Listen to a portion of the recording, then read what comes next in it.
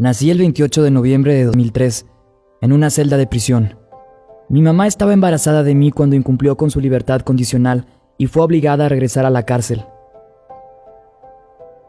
Mi mamá intentó estar libre lo más pronto posible para criarme, pero no pudo salir de la cárcel.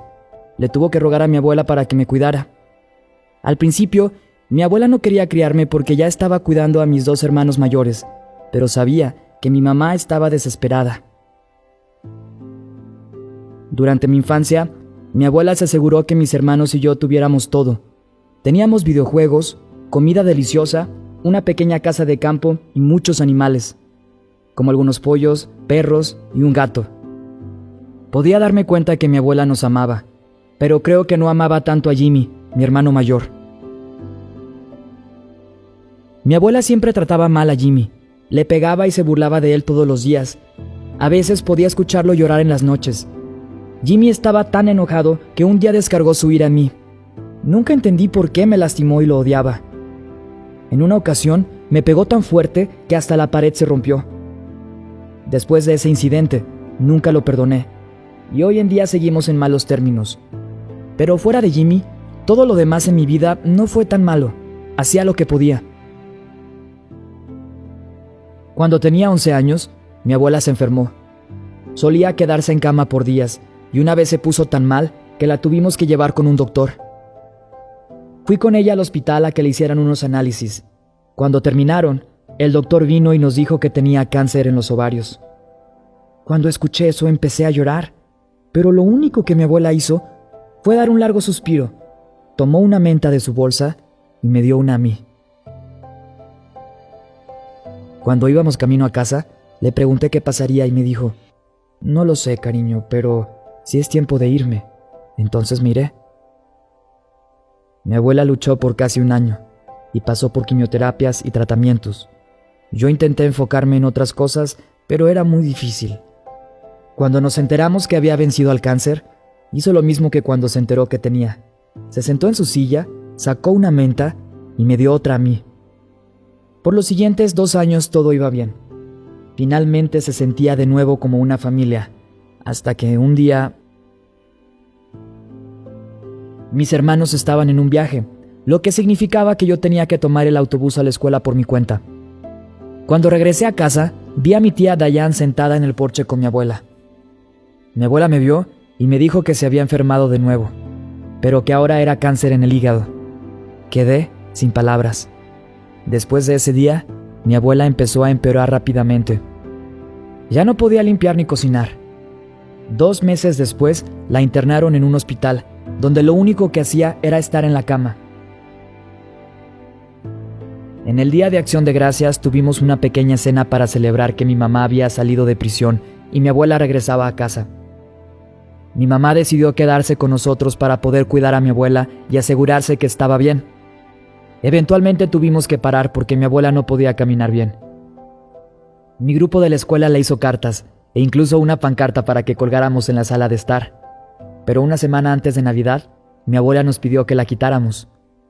Esa pancarta nos daba a mis hermanos, a mi mamá y a mí, esperanza de que mi abuela mejoraría. El día antes de Navidad, el perro chihuahua de mi abuela empezó a ladrarle a la puerta sin razón alguna. Intenté callarlo, pero seguía ladrando y moviendo su cola. 1 hora después, mi abuela me dijo: «Ya llegó Robert». Escuché que estacionó su moto.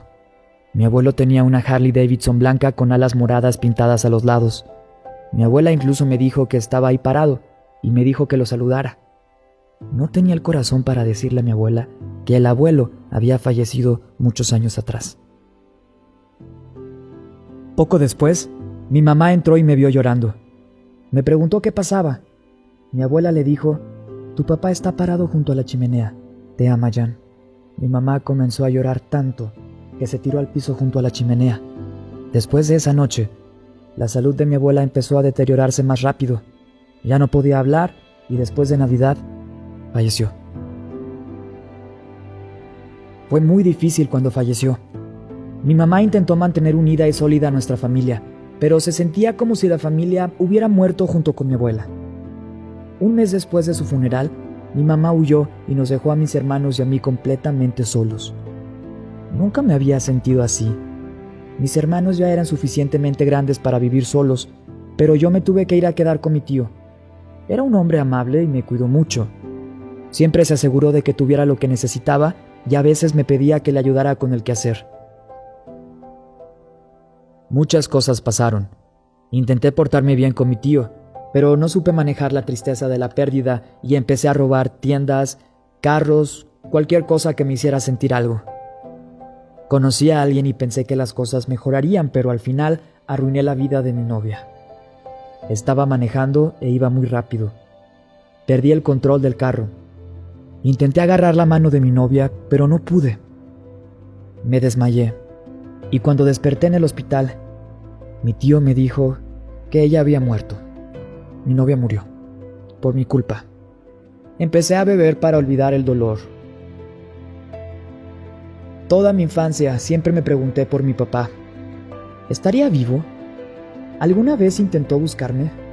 Un día, sin esperarlo, me contactó por Facebook y sentí como si fuera una segunda oportunidad. Mi tío y yo habíamos peleado mucho, así que después de un año de vivir con él, pedí vivir con mi papá. La vida con mi papá fue llena de felicidad. Me hacía sentir como si tuviera una familia de nuevo. Pero 2 meses después de que empecé a vivir con él, llegué a casa y lo encontré en el piso. No pude creer lo que estaba pasando y corrí tan lejos como pude. En medio de la calle me tiré al piso y empecé a llorar. ¿Por qué sigue pasando esto? ¿Me iba a pasar a mí? Intenté calmarme, pero solo podía pensar que todos alrededor de mí mueren.